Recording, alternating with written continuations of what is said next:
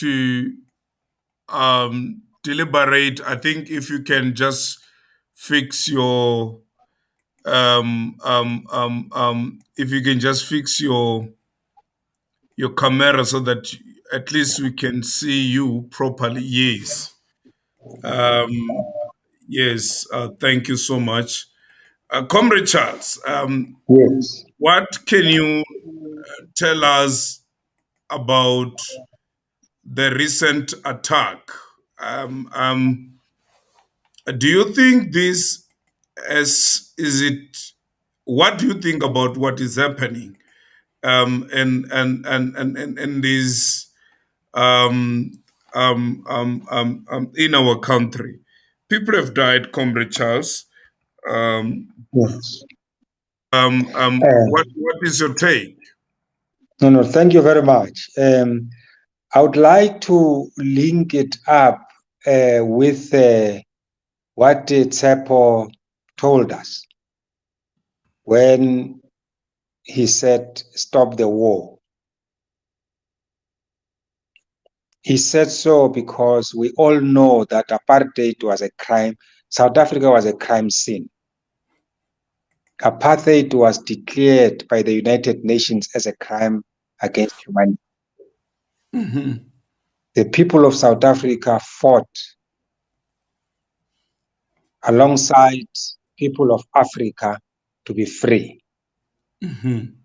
We opted for what we refer to as a constitutional democracy, which means that we are people who are for the rule of law, and the constitution of our country is supreme. Mhm.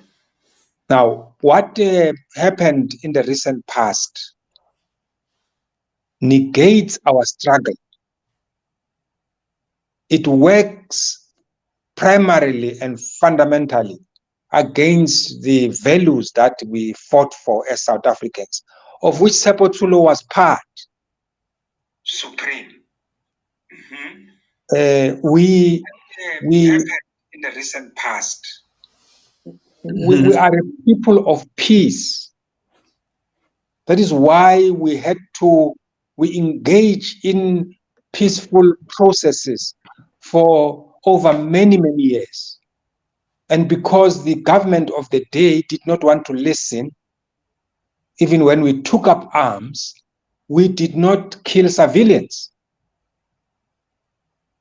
as a method of engaging in a struggle. Mhm. So the events of the recent past, where there was damage to property, looting of shops,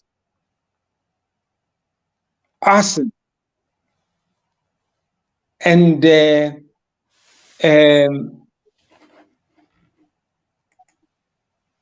situation where we have got people who are trembling over one another was very unfortunate for South Africa. There is no amount of justification. We know that we have got challenges of unemployment, we've got challenges of inequalities, we've got challenges of underdevelopment in South Africa. But there can never be any justification for someone to go and steal and say, "I'm stealing because I'm hungry."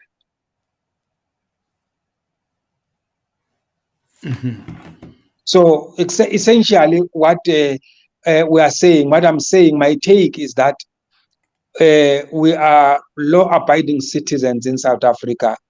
The constitution is supreme, and we are all equal before the law. Do, do, do you think Zuma should be released? I don't think we are at that stage. Zuma has taken the matter to the Constitutional Court for a rescission in terms of the rules of court, Section 42 of the Uniform Rules of Court and Section 29. And he is asking the court for a rescission of that decision. And that process has not been finalized.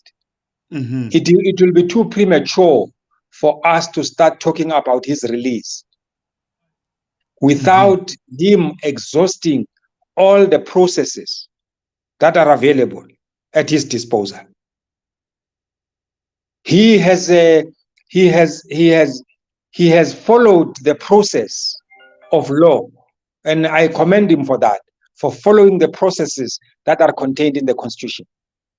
And until such time that that decision has been taken, that his case is either the decision is either rescinded or not rescinded, we can't talk about his release.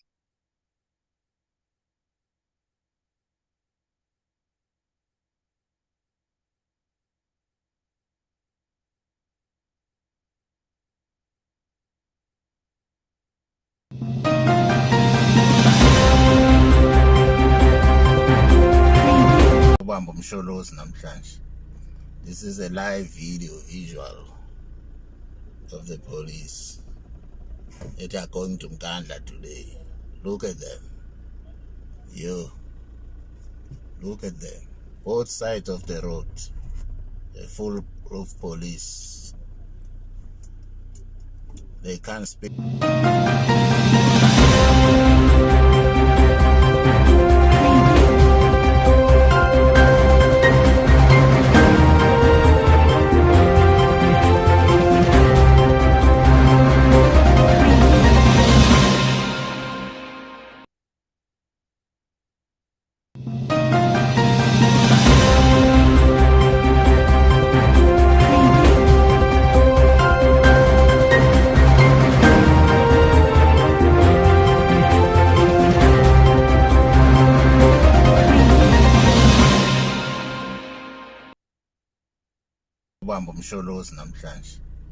This is a live video visual of the police that are going to Mkandla today. Look at them. Look at them. Both sides of the road, a full of police. They can't speak Zulu. They can't speak local language. Look at them. Look at them. The live visuals. Kushubile madoda. Look at this police.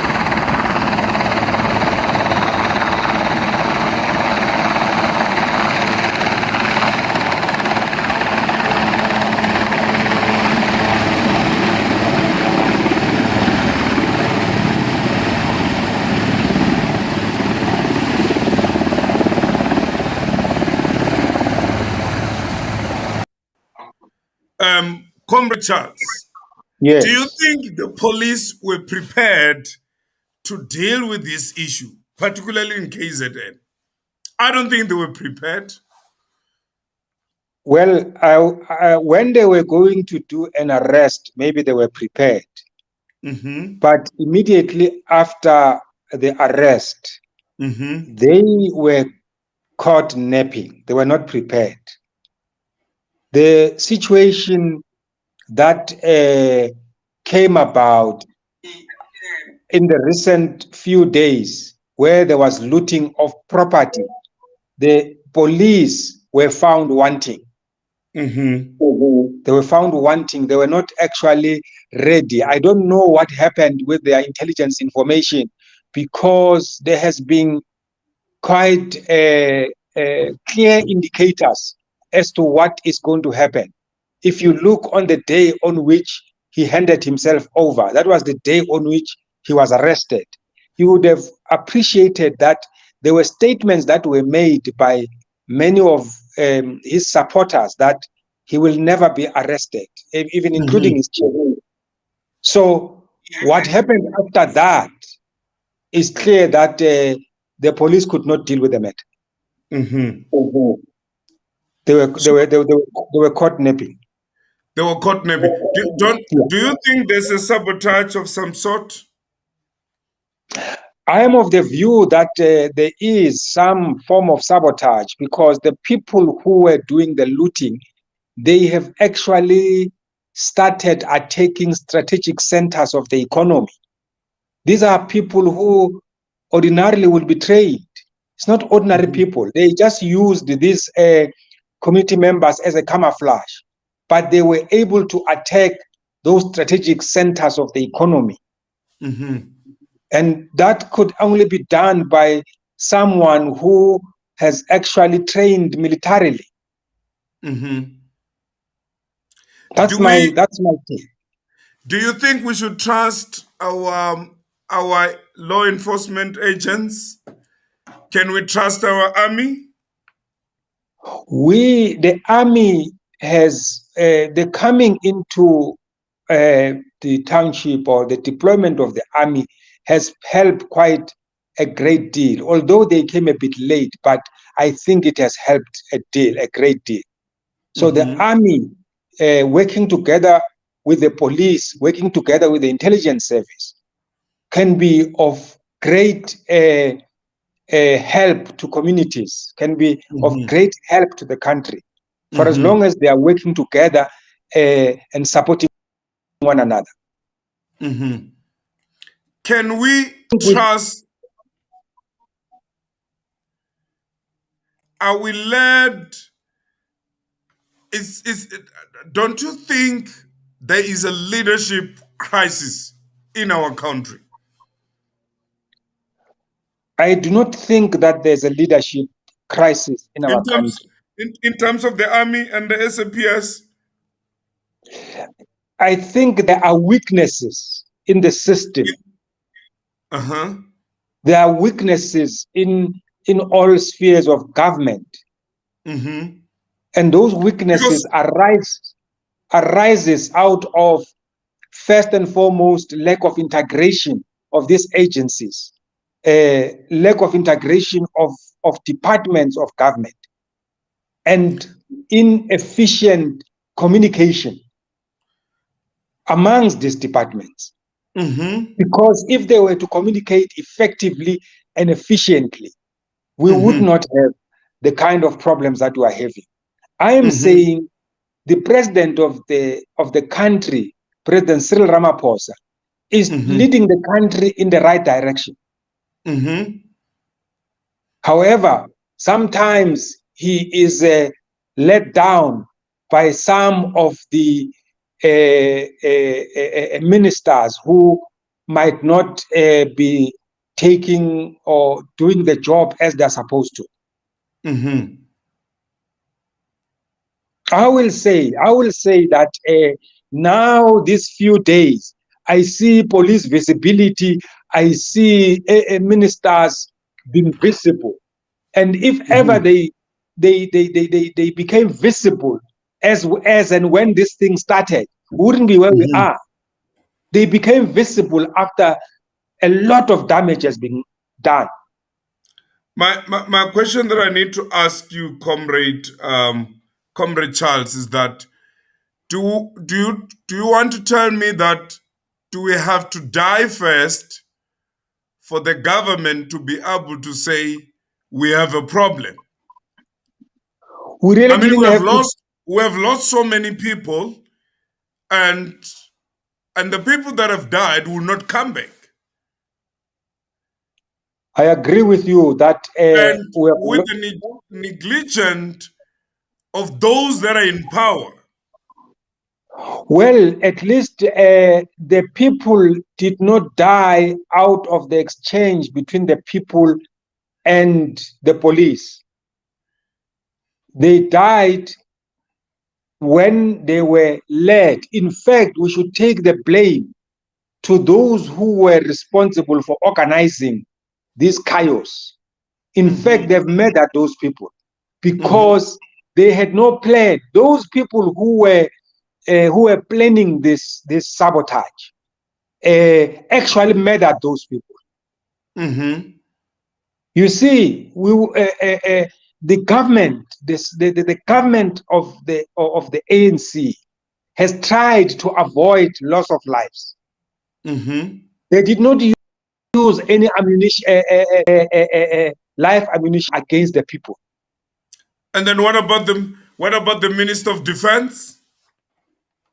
Well, the Minister of Defense, there was a delay in terms of the immediate deployment of soldiers.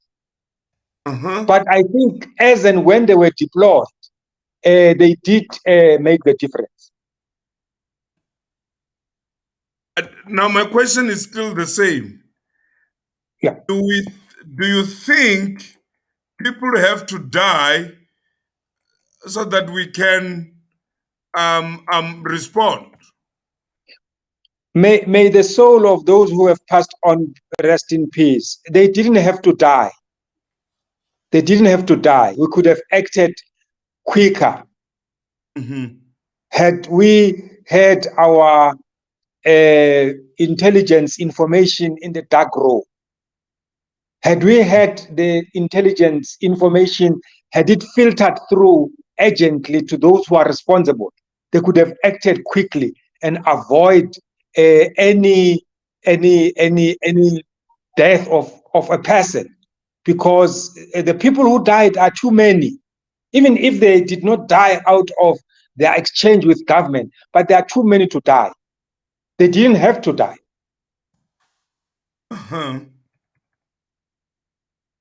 So to answer your question, they didn't have to die. We could have acted much quicker to save them from themselves. We are in conversations with Comrade Charles Makula, the former deputy chairperson. And the question that we have today, do you think the Minister of Defense and the Minister of Police did proper job? If they did not, what do you think it was supposed to be done?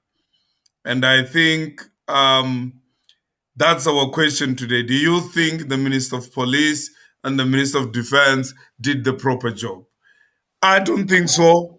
And I don't think they did proper. They were poor planning. Beku better.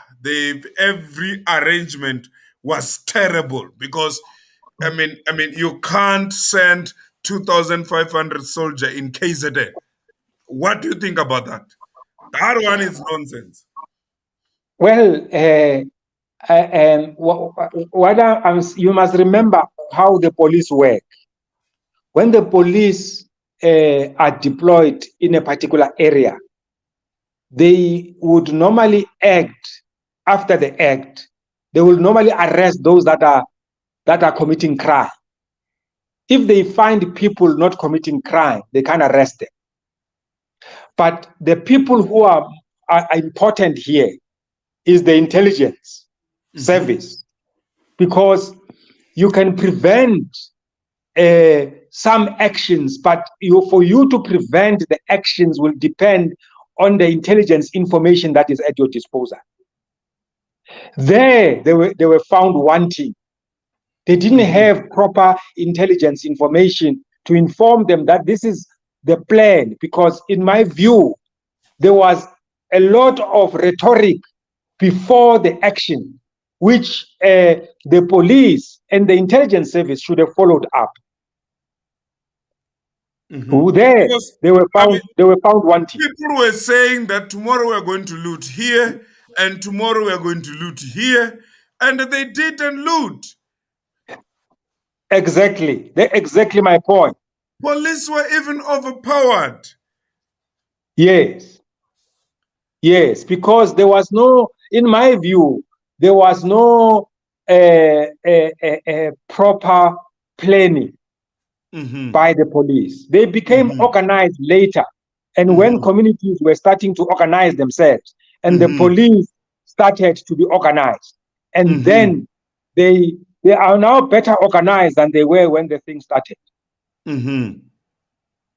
And the deployment of about 25,000 soldiers also contributed. I don't think it was necessarily sufficient, but I think it contributed a great deal to quell the situation. Mm-hmm. Don't you think the number was supposed to be more? I mean, 50,000 per se, perhaps? Well, we've got to take into account the challenges of COVID. We've got to take into account the fact that we are operating under a disaster management process, which and we must understand that we are at level 4, where gatherings actually they are not allowed. So the deployment should take that into account. My last question to you: does politician care about ordinary people? Well, from the point of view of the African National Congress, they will care because that is what the manifesto of the African National Congress says. The What is the manifesto of that, situation? What is the situation in Mpumalanga, where you come from, where you have served as a deputy chair? well, we still have got people who do not have access to basic services. We still Mm-hmm. have people who are unemployed. We still have Mm-hmm. people who live in hunger. But I'm saying that is not a justification for looting. That is why in Mpumalanga, there's no looting. People are protecting the little they have to ensure that we do not have the kind of problems that we experience in KwaZulu-Natal. Your last bite to the viewers, as the former deputy chairperson, a former MM, and a former lecturer at the Vets University. And I mean, if I start to talk about the profile of this old man, I might need until tomorrow. What is your last bite, my brother? I did my part. Remember, the municipality I led, which was the Nkangala district municipality, was the best in the country. The Mm-hmm. province I led at the time was the best. At the time when I led it, it became the number one in the ANC in terms of voter numbers. The percentage was the highest in the country. So I did my part. And then what went wrong? Democracy takes its normal course. And of course, there were challenges of factionalism, challenges of gatekeeping, and it threw some of key comrades outside. Are you able to sort it as the province? I think we do have the capacity to sort it out. We are actually working to ensure that we deal with the challenges. Thank you so much, Comrade Charles Makula from Mpumalanga, the former ANC provincial deputy chairperson, and then as well the MM, and this man have served the ANC, have served the union, have served SACP, and if I start counting, I can count until tomorrow. Thank you so much, Comrade Charles. May good Thank God you. bless you. Thank you very Who much. are watching BBT, please keep on watching it, and thank you so much. God bless you. Thank you. Amanda, Thank you. stay at home, Manda. don't lose.